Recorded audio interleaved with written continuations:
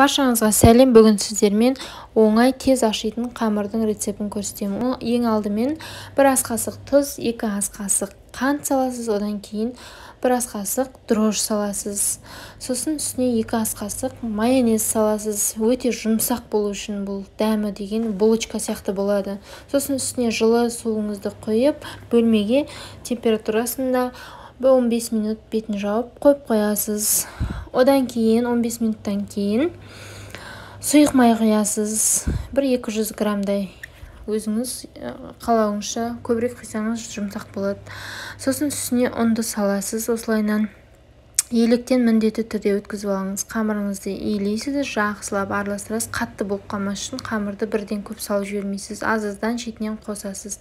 Сосын үстіне осылай айналасына май құясыз. Қолыңызға қамыр жабысып қалмас үшін суға істемеңіздер, майға істегендеріңіз өте жақсы, жұмсақ болады көтерілгенде.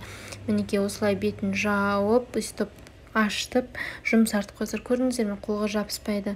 Сосын бетін жауып қоясыз, орамайсыз.